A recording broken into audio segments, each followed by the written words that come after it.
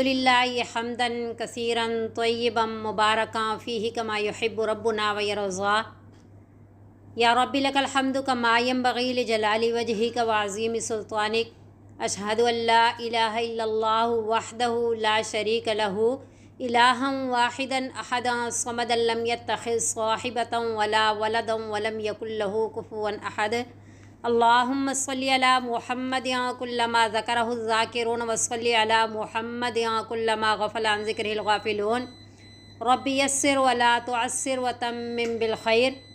Rabbi इश्रह ली सदरी व यस्सिर ली अमरी वहलुल उक़दतम मिन लिसानी यफ़क़हू क़ौली। रब्बि ज़िदनी इल्मन कसीरन नाफ़िआ। हस्बुनल्लाहु निअमल वकील निअमल मौला व निअमन नसीर। ला हौला वला कुव्वता इल्ला बिल्लाहिल अलिय्यिल अज़ीम। व मा तौफ़ीक़ी इल्ला बिल्लाह अलैहि तवक्कलतु व इलैहि उनीब। सुब्हानका ला इल्म लना इल्ला मा अल्लमतना इन्नका अंतल अलीमुल हकीम। बिस्मिल्लाहिर रहमानिर रहीम। आज हम पढ़ेंगे सूरतुल बक़रा पारा नंबर 2 और उस सूरह बक़रा की आयत नंबर 236 है और रुकू नंबर 15 है पारा नंबर 2 का। जैसा कि हम निकाह और तलाक़ इद्दत वग़ैरह के मसाइल पढ़ रहे थे, ये भी उसी से मुताल्लिक़ा मसाइल हैं। बिस्मिल्लाहिर्रहमानिर्रहीम। ला जुनाह अलैकुम, नहीं है कोई गुनाह तुम पर, नहीं है कोई मुआख़िज़ा तुम पर। इन तल्लक़तुमुन निसाअ, अगर तलाक़ दो तुम औरतों को ऐसे वक़्त में कि मालम तमस्सूहुन्ना, नहीं छुआ तुमने उनको, यानी अज़वाजी ताल्लुक़ कायम नहीं किए या खलवत सहीहा नहीं मिली। औ तफ़रीज़ू लहुन्ना फ़रीज़ा, और नहीं मुकर्रर किया तुमने उनके लिए हक़ महर। व मत्तिऊहुन्ना, और फ़ायदा पहुँचाओ तुम उनको। अलल मूसिई, जो वुसअत वाला है, क़दरहु, उसकी इस्तिताअत के मुताबिक, वो अपनी हैसियत के मुताबिक अदा करे। व अलल मुक़तिरी, और जो तंग दस्त है, क़दरहु, वो अपनी वुसअत के मुताबिक, अपनी हैसियत के मुताबिक दे।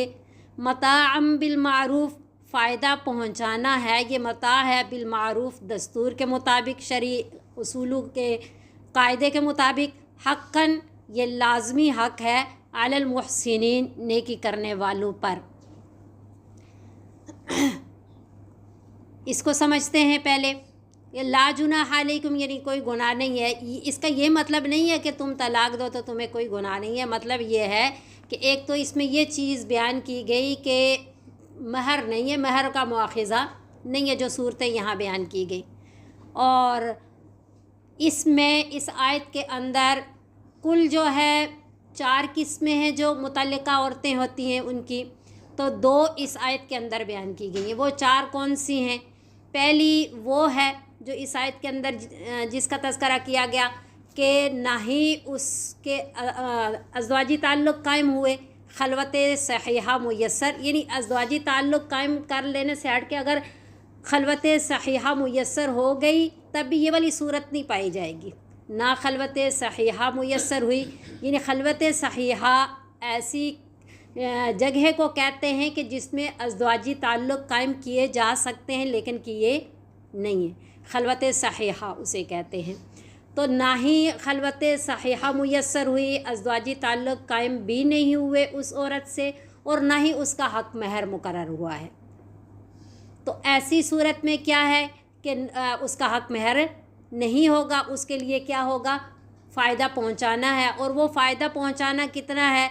यानी हदियतन तोहफ़तन, ऐसी जैसा हमने शुरू में पढ़ा था कि निकाह और तलाक़ जो है एक इबादत भी है, सिर्फ़ मुआहिदा नहीं है। तो इबादत की सूरत यह है कि अच्छे तरीके से इसकी इब्तिदा हो, और अगर इख्तिताम हो रहा है तो वो भी अच्छे तरीके से होना चाहिए, लड़ाई झगड़े और ऐसी सूरत के साथ नहीं कि हमेशा दुश्मनी باقی رہے۔ تو اس کی یہ صورت بیان کی گئی ہے کہ اگر ایسا ہے کہ ایک عورت سے نکاح کیا ہے لیکن یہ ہے کہ ازدواجی تعلق قائم نہیں ہوئے، خلوت صحیحہ میسر نہیں ہوئی اور نہ ہی اس کا حق مہر مقرر کیا گیا تھا، تو پھر ایسی عورت کے لیے شرعی قاعدہ کیا ہے کہ اس کو جو ہے تحفتاً ہدیتاً کچھ دے دیا جائے، اور وہ تحفتاً ہدیتاً جیسا اس آیت میں بھی بیان کیا گیا ہے کہ جو وسعت والا ہے، جو امیر ہے وہ امیرانہ دے گا، اور جو غریب ہے وہ غریبانہ دے گا، اور اگر شوہر امیر ہے تو پھر عورت اگر غریب ہے تو پھر شوہر کی وسعت کو دیکھا جائے گا۔ تو بہرحال اس کے بارے میں مقدار متعین نہیں کی گئی کہ کتنا دینا چاہیے۔ تو جیسا پہلے بھی ہم نے تفسیر میں پڑھا تھا کہ حضرت حسن رضی اللہ تعالیٰ عنہ نے 20,000 دلوایا، اور حضرت قاضی شریح جو تھے انہوں نے 500 درہم دلوائے، اور حضرت ابن عباس رضی اللہ تعالیٰ عنہ فرماتے کہ ادنیٰ درجہ یہ ہے، کم از کم اتنا ہونا چاہیے کہ ایک جوڑا جو ہے پورا ہدیتاً اس کو دے دیا جائے۔ ایک تو یہ ہو گیا۔ دوسری وہ عورت ہے کہ جس کا مہر تو متعین کیا گیا لیکن ازدواجی تعلق قائم نہیں ہوئے، تو اس کا مہر کتنا ہوگا؟ پھر اس کا مہر آدھا ہو جائے گا، کیونکہ ازدواجی تعلق قائم نہیں کیے، خلوت صحیحہ میسر نہیں ہوئی، تو پھر یہ ہے مہر بھی مقرر کر دیا گیا۔ تو اب اگر طلاق کی صورت بن رہی ہے تو اس کا مہر کتنا ہوگا؟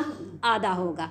اور تیسری وہ ہے کہ ازدواجی تعلق بھی قائم ہوئے، مہر بھی مقرر کیا گیا، تو اس کا مہر پورا ادا کیا جائے گا اگر ایسی عورت کو طلاق کی کوئی صورت ہو گئی تو۔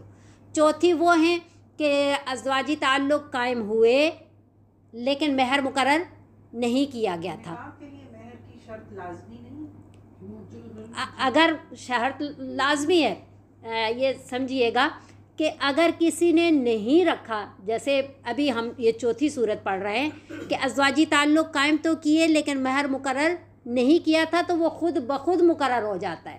وہ کتنا مقرر ہوتا ہے اگر کسی نے مقرر نہیں کیا؟ تو وہ مہر مثلی ہوتا ہے۔ مہر مثلی اس کو کہتے ہیں کہ عورت کے خاندان کو، عورت کے جو دوسری خواتین ہیں اس کے خاندان کی، ان کا جو رواج ہے، ان کا جو مہر مقرر کیا جاتا ہے تو وہ مہر مقرر ہو جائے گا، اس کا خود بخود اس کو مہر مثلی کہیں گے۔ اب ایک دفعہ پھر یہ 4 صورتیں سمجھتے ہیں کہ ایک وہ عورت ہے جس کے نہ ازدواجی تعلق قائم ہوئے اور نہ ہی مہر مقرر کیا گیا، اس کا مہر نہیں ہے، اس کو تحفتاً ہدیتاً شوہر کی وسعت کے مطابق دیا جائے گا۔ دوسری وہ عورت ہے کہ ازدواجی تعلق قائم تو نہیں ہوئے لیکن مہر مقرر ہوا تھا، تو اب اس طلاق کی صورت میں اس کا مہر آدھا ہو جائے گا۔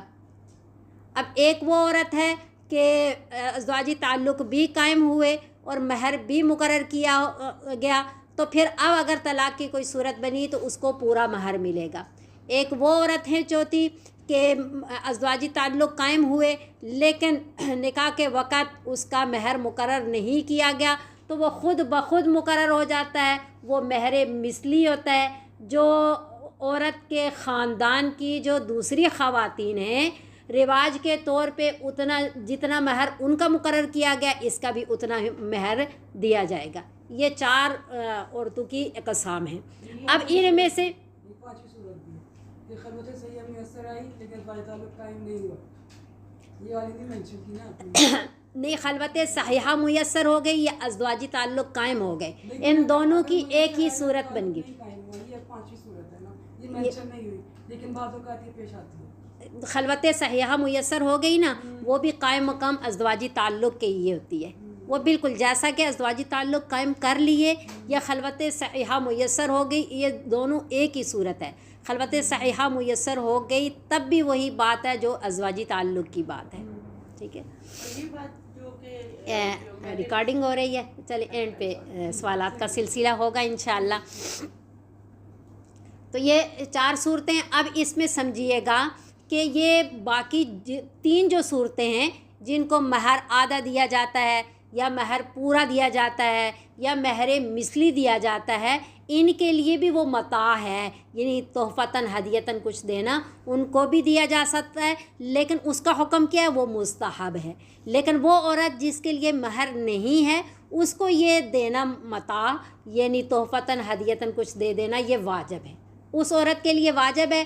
باقی 3 قسم کی جو خواتین ہیں جو آدھے مہر والی، جو پورے مہر والی، جو مہر مثلی والی، ان کے لیے یہ متاع یعنی تحفتاً ہدیتاً دے دینا مہر کے علاوہ یہ مستحب ہے، دے دیں تو اچھی بات ہے، نہیں دیں تو واجب نہیں ہے۔ واجب صرف اس عورت کے لیے ہے کہ جس کا مہر بالکل ہے ہی نہیں۔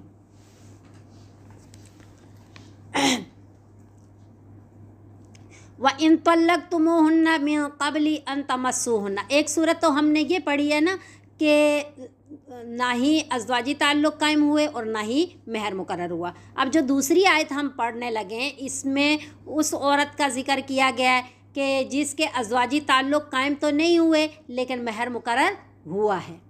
وَإِن طَلَّقْتُمُوهُنَّ، اور اگر طلاق دی تم نے ان کو من قبل ان تمسوهن، اس سے پہلے یہ کہ چھوا ہو تم نے ان کو، یعنی ازدواجی تعلق سے پہلے ہی طلاق ہو گئی، تو وقد فرضتم، اس حالت میں کہ تحقیق مقرر کیا تھا تم نے، لہن، ان کے لیے فریضتاً حق مہر مقرر ہوا تھا لیکن ازدواجی تعلق قائم نہیں ہوئے، تو کیا ہے فنصف ما فرضتم، اس کو ملے گا نصف جو مقرر کیا تم نے، جو مہر مقرر کیا ہے اس کا نصف ملے گا۔ ہاں 2 صورتیں اس سے ہٹ کے ہیں، وہ کون سی؟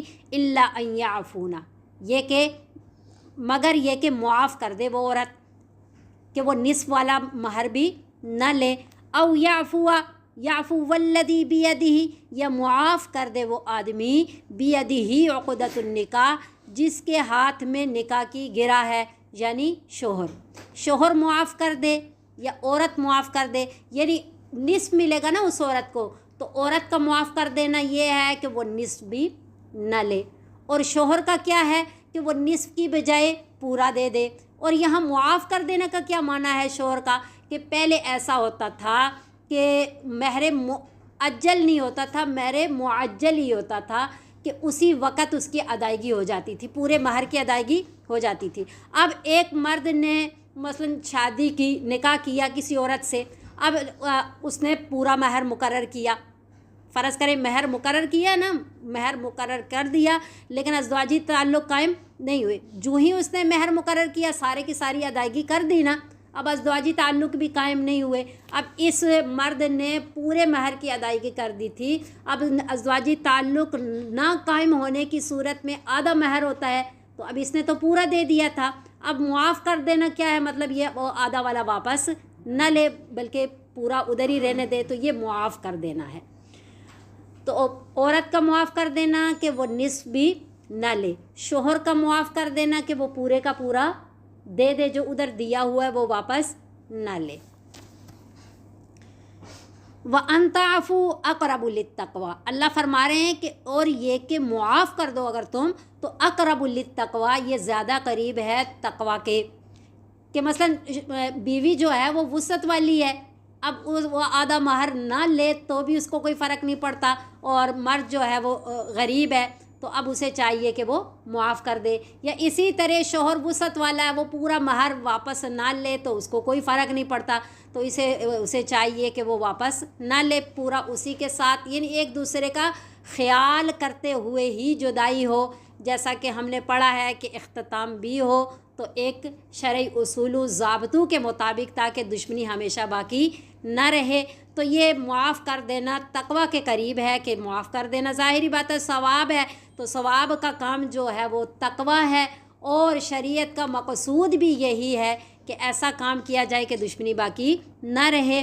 وَلَا تَنْسَوُا الْفَضْلَ بَيْنَكُمْ، اور نہ بھولو تم آپس میں فراخ دلی کو، فضل کہتے ہیں فراخ دلی، کہ آپس میں ایک دوسرے کے ساتھ جو ہے نا، اگر آپ لوگوں کا تعلق باقی نہیں رہا تو انسانیت کے ناطے شرعی اصول و ضابطوں کو دیکھتے ہوئے ایک دوسرے کے لیے فراخ دلی کو، احسان والے جذبے کو مت بھولو کہ تم نے ایک دوسرے کے ساتھ وقت گزارا ہے۔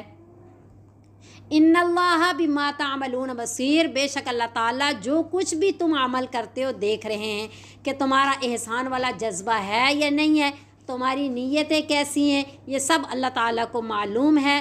तो असल मकसूद जो होता है वो अल्लाह ताला के अहकामात की पासदारी करना है, चाहे वो हुकूकुल इबाद में ही की जा रही हो। हुकूकुल इबाद भी मुरतब करने वाली, अहकामात देने वाली अल्लाह ताला की ज़ात है।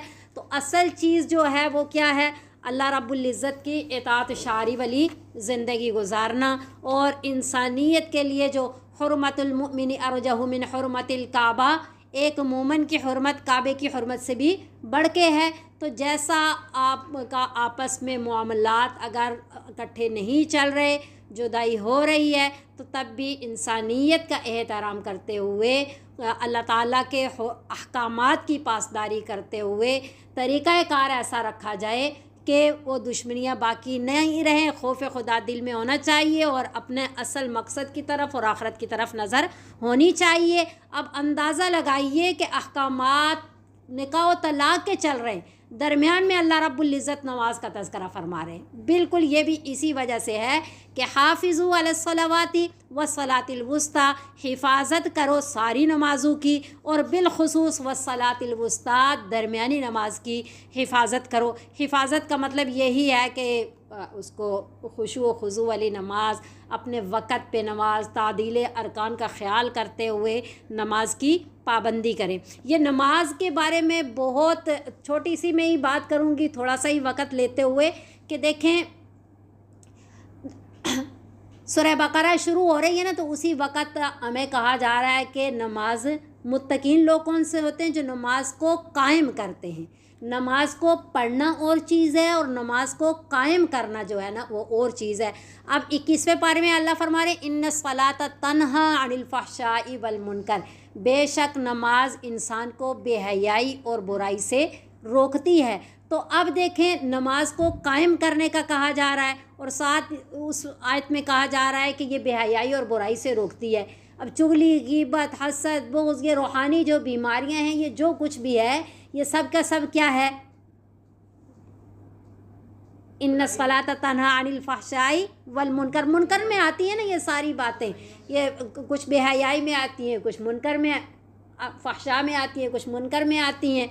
तो अब हम इन बातों से नहीं रुक रहे होते, हालांकि नमाज हम पाबंदी से पढ़ रहे होते हैं। तो अल्लाह ताला का कुरान में जो बात अल्लाह ने फरमा दी वो तो नहीं झूठी। तो क्या है, ये है कि जितने नंबर वाली हमारी नमाज होगी उतने हिसाब से हमारे से बुराइयां भी छटेंगी। अगर हमारी नमाज जब 100% वाली होगी तो इंशाल्लाह हम 100% बुराइयों से बच जाएंगे। अब नमाज कायम करना क्या, देखिए कुरान फ़वैलुल लिल मुसल्लीन, हलाकत है नमाजियों के लिए, ये बेनमाजियों के लिए नहीं कहा। कि नमाज पढ़ करके भी हदीस मुबारक में आता है कि गंदे कपड़े में लपेट के मुंह पे मार दी जाती है। और मुनाफिकीन के बारे में भी क्या कहा जाता है, वइज़ा कामू इलस्सलाति कामू युराऊन, वइज़ा कामू इलस्सलाति कामू कुसाला युराऊन अन्नास वला यज़कुरून अल्लाह इल्ला कलीला। कि जब नमाज के लिए वो भी सहाबा की सफ़ में ही खड़े होते थे, सहाबा के साथ खड़े होते, लेकिन उनकी नमाजों की अल्लाह ने क्या वो बात फरमाई, सुस्ती से, गफलत से, लोगों के दिखलावे के लिए, और बहुत थोड़ी तिलावत करते बस जान छुड़ाने के लिए। अगर हमारी नमाज़ों में भी यही बातें हैं ना, तो हमारी और मुनाफिकीन की नमाज़ों में फिर कोई फ़र्क नहीं है। तो इसलिए एक चीज़ का ख्याल करना है, खुशू व खुजू, दिल की हुजूरी, और ज़ाहिरी तौर पे भी हम क्या हूँ, कानितीन। अभी हम इसी आयत में पढ़ रहे हैं, कानितीन का मतलब यह है कि मुकम्मल सुकूत के साथ हम साथ जो है अपने ज़ाहिरी आज़ा को भी उसी हिसाब से मुतवज्जो नहीं कर रहे। और एक खुजू होता है, खुशू होता है, ज़ाहिरी और बातिनी तौर पे मुतवज्जो पूरा होंगे तो तब उसको खुशू व खुजू वाले माना पूरे होंगे। और फिर दूसरी क्या चीज़ है, सबसे पहली बल्कि पाकी नापाकी का वुज़ू मुकम्मल हो। सर्दियों में हमारी जो एड़ियाँ खुशक रह जाती हैं या कोहनियाँ खुशक रह जाती हैं, मुकम्मल वुज़ू हो।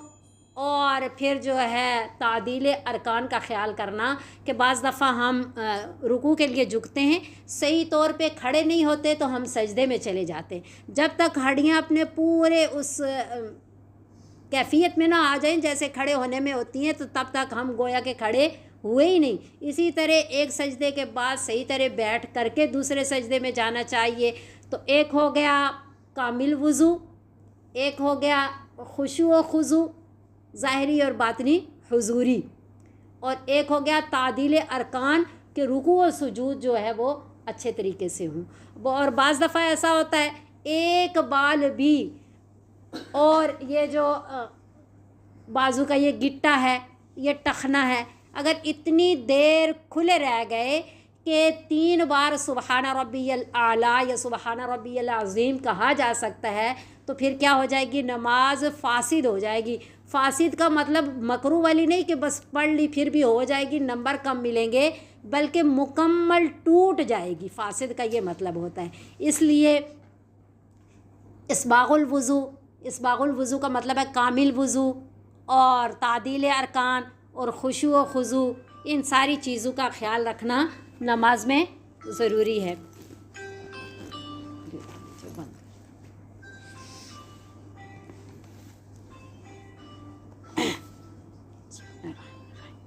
अच्छा, हाफिज़ू अलस्सलावाति वस्सलातिल वुस्ता, हिफाजत करो सारी नमाज़ों की और बिलखुसूस दरमियानी नमाज की। अब दरमियानी नमाज कौन सी है? उलमा हज़रात फरमाते हैं कि असर की नमाज है। दिन की 2 नमाज़ें फ़जर और ज़ोहर, और रात की 2 नमाज़ें यानी मगरब और इशा, तो ये दरमियानी नमाज है असर की नमाज। तो इसकी बिलखुसूस हिफाजत करने का इसलिए भी कहा गया है कि ये ज़्यादातर लोगों की मसरूफ़ियत का टाइम होता है कि असर की नमाज का अक्सर ख्याल नहीं किया जाता, इसकी पाबंदी नहीं की जाती, इसलिए इसकी अदायगी की ज़्यादा तरगीब दी गई। वक़ूमू लिल्लाहि क़ानितीन, और खड़े हो अल्लाह ताला के सामने कानित बन कर के। कानित किसे कहते हैं? यानी आजिज़ बन कर के, यानी फर्माबरदार बन कर के, यानी मुकम्मल साकित हो कर के अल्लाह ताला के सामने खड़े हो। एक बात समझने वाली इसमें यह है कि इद्दत व तलाक़ के और निकाह के मसाइल चल रहे थे, आगे भी वही मसाइल हैं। दरमियान में नमाज का तज़किरा करने की क्या वजह है? तो इसके बारे में मुफस्सिरीन हज़रात फरमाते हैं कि असल जो मकसूद है वो है तवज्जो इलल हक़, अल्लाह ताला की तरफ तवज्जो। तो फिर दरमियान में अल्लाह नमाज सबसे ज़्यादा, नमाज के अंदर इंसान की अल्लाह ताला की तरफ तवज्जो होती है, तो इसलिए नमाज का तज़किरा किया गया कि सिर्फ़ नमाज के अंदर तवज्जो इलल हक़ ही ज़रूरी नहीं है, बल्कि मुआशरत में, मामलात में जो भी मसाइल हैं उनमें और भी मसलहतें ज़रूर होंगी, लेकिन सबसे बड़ी मसलहत क्या है? वो अल्लाह ताला का खौफ और अल्लाह ताला की तरफ तवज्जो होना है। इसलिए हर जो भी अल्लाह रब्बुल इज़्ज़त हुक्म दे रहे हैं उसके बाद में अल्लाह अपनी सिफ़ात को बयान फरमाते हैं। कहीं फरमा रहे मैं अलीम हूँ, कहीं फरमा रहे मैं हकीम हूँ, कहीं फरमा रहे मैं बसीर हूँ, कहीं फरमा रहे मैं ख़बीर हूँ, यानी मैं देख रहा हूँ। मैं ये भी ख्याल कीजिएगा कि आपने जिस तरह की मुआशरत गुजारी, जिस तरह के मामलात किए, आना आपने मेरे पास ही है। इसलिए अल्लाह बार बार खौफ खुदा भी दिलवा रहे हैं, आखिरत की तरफ मुतवज्जो फरमा रहे हैं। तो इसीलिए नमाज का भी यहाँ ये तज़किरा किया गया। दूसरी बात इसमें समझने वाली ये है कि वक़ूमू लिल्लाहि क़ानितीन का मुफस्सिरीन हज़रात फरमाते हैं कि यहाँ ये वो वाली आयत है कि जिससे पहले जो है नमाज के अंदर कलाम भी किया जा सकता था, लेकिन क़ूमू लिल्लाहि क़ानितीन के अल्फाज जब नाज़िल हुए हैं तो इसके बाद बातों की मुकम्मल मुमानत हो गई और सुकूत के साथ, खामोशी के साथ नमाज पढ़ना लाज़म हो गया। फिर नमाज का आगे तज़किरा किया कि फ़इन खिफ़्तुम फ़रिजालन औ रुकबाना, बस अगर खिफ़्तुम डर रहे हो तुम किसी दुश्मन से या किसी बात से, तो फिर नमाज फ़रिजालन पस प्यादे यानी पैदल, औ रुकबाना या सवार होकर के पढ़ो। तो फ़रिजालन का मतलब है खड़े खड़े। अब ये याद रखिएगा कि खड़े खड़े भी नमाज पढ़ी जा सकती है, सवारी में भी पढ़ी जा सकती है, और रुकू और सुजूद जो है, रुकू थोड़ा कम झुकें, सजदे में ज़्यादा झुकें, इस तरह भी नमाज़ पढ़ी जा सकती है। लेकिन याद रखिएगा चलते चलते नमाज नहीं पढ़ सकते। अगर ऐसी कंडीशन है कि अब आप खड़े होकर के नमाज नहीं पढ़ सक रहे, अब आपको चलना पड़ रहा है, तो फिर नमाज छोड़ देने का हुक्म है, फिर बाद में इसकी क़ज़ा कर ली जाए, लेकिन चलते हुए नमाज नहीं पढ़ सकते। फ़इज़ा अमिन तुम, बस जब तुम अमन में हो यानी इत्मीनान में हो, यानी अब तुम्हें किसी का खौफ नहीं है, तो फ़ज़्कुरुल्लाह, पस याद करो अल्लाह ताला को, यानी अब नमाज़ पढ़ो अल्लाह के लिए, कमा अल्लमकुम, जैसे उसने सिखाया तुम्हें, यानी जिस तरह इत्मीनान की हालत में पढ़नी चाहिए, जिस तरह रुकू और सुजूद का तरीका है उसी तरीके के मुताबिक पढ़ो। मालम तकूनु तालमून, जो नहीं थे तुम पहले जानते, जो तरीका अल्लाह ने तुम्हें सिखा दिया है।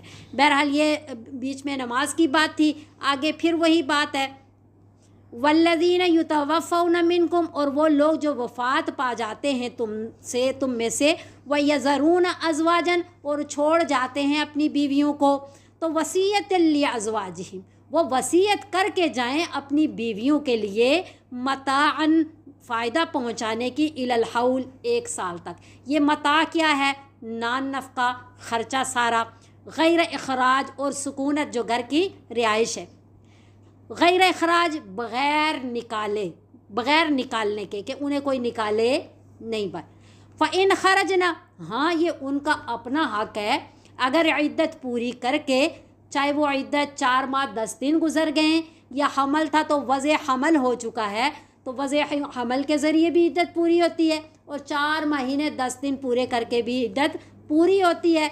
इन दोनों सूरतों में से जिस सूरत के साथ इद्दत पूरी हो गई, तो इद्दत पूरी हो जाने के बाद फ़इन खरजना, बस अगर अब वो निकलना चाहे, साल तो नहीं पूरा हुआ, लेकिन यह है कि 4 महीने 10 दिन पूरे हो गए, या वज़े हमल हो चुका तो बस अगर अब वो निकलना चाहें तो फ़ला जुनाह अलैकुम, बस अब तुम्हारे पे कोई गुनाह नहीं है, तुम इस जुर्म में शामिल नहीं होगे कि तुमने उन्हें निकाला है या तुमने उन्हें नान नफ़का नहीं दिया। तो फ़ीमा फ़अलना फ़ी अनफुसिहिन, बस अगर वो निकल जाएं, बस नहीं है कोई गुनाह तुम पर इस बात में कि फ़अलना फ़ी अनफुसिहिन मिन मारूफ़, करें वो अपने बारे में मिन मारूफ़, भलाई का जो भी काम, यानी आगे शादी कर लें या जिस तरह की वो ज़िंदगी गुजारना चाहें, तो इसका गुनाह तुम पे नहीं होगा। हाँ फिर तो गुनाह होगा कि अगर वो मिन मारूफ़ नहीं है, इद्दत के बीच में ही वो निकाह करना चाह रही हैं, तुम नहीं रोक रहे, तो तुम भी गुनाहगार हो गए, या कुफू से हट करके वो निकाह करना चाह रही हैं और तुम नहीं रोक रहे, तो तुम भी गुनाहगार हो गए। तो इसलिए मिन मारूफ़ की बाड़ लगाई। वल्लाहु, और अल्लाह रब्बुल इज़्ज़त अज़ीज़ुन, ज़बरदस्त है, अहकाम की पासदारी नहीं करोगे सज़ा मिलेगी, और हकीम भी हैं कि अल्लाह अहकामात ही ऐसे देते हैं जिनमें तुम्हारी मसलहत है, चाहे तुम्हें समझ आए या ना आए। तो ये आयत जो है इसके बारे में समझिए कि ये पहले हुक्म था जब वरासत के अहकामात नाज़िल नहीं हुए थे। सूरह निसा के दूसरा रुकू, यूसीकुमुल्लाहु फ़ी औलादिकुम, ये पूरा रुकू जो है ये वरासत का है कि किसको कितना मिलना है, किसको मिलना है और कितना मिलना है। जब यूसीकुमुल्लाहु फ़ी औलादिकुम सूरह निसा का दूसरा रुकू नाज़िल हुआ, तो तब ये जो है ये वाली आयत क्या हो गई, मनसूख हो गई। तो कुरान शरीफ में और भी आयात हैं कि जो मनसूख होने के बावजूद भी मतलूब हैं, उनकी तिलावत की जा रही है कुरान में, वो बाकी हैं। तो उन आयात में ये आयत भी शामिल है कि जो मनसूख होने के बावजूद भी क्या है, मतलूब है, कि अब 1 साल नहीं, अब क्या है, जैसा ऊपर वाली आयत में हम पढ़ चुके हैं कि अरबाता अशहुरिन व अशर, अशहुरिन व अशरा, 4 महीने 10 दिन है। अब 4 महीने 10 दिन पूरा करना। पहले ये होता था कि ज़ाहिरी बात है वरासत नहीं होती थी, तो शोहर के लिए कहा गया कि ज़ाहिरी बात है आप कोई वसीयत, क्योंकि औरत को जब वरासत भी नहीं है तो जो कुछ मिलना था वो वसीयत के ज़रिए ही मिलना था, तो इसलिए शोहर को पाबंद किया जाता कि तो आप जो है अपनी बीवी के लिए 1 साल की वसीयत करके जाओ कि 1 साल पूरा ना उसे उस घर से कोई निकाले और ना ही उसका नान नफ़का बंद हो सकता है। जो उसकी वरासत है वसीयत के तौर पे, उसकी वरासत में से ही शोहर जो तरीका छोड़ के गया है उस तरीके में से ही उसका नान नफ़का भी होगा और घर में सुकूनत भी होगी। और कितनी होगी, पूरा साल लाजम है। हाँ वो औरत खुद जो है ये अपनी इद्दत पूरी करके वज़े हमल के या 4 महीने 10 दिन पूरा करके जाना चाहे तो जा सकती है, लेकिन साल का उसको थोड़ा वो वसीयत करने का कहा गया।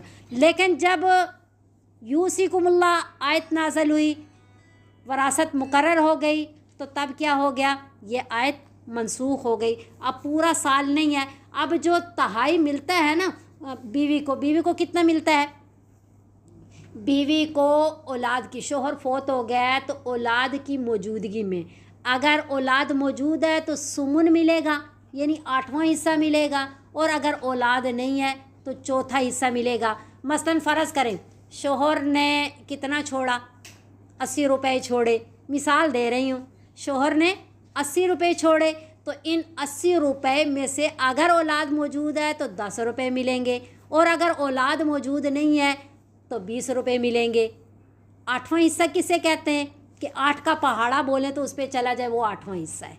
और चौथा हिस्सा किसे कहते हैं कि आप 4 का पहाड़ा बोलें तो जो जवाब है वो क्या नाम है, रुबो है, रुबो और सुमुन।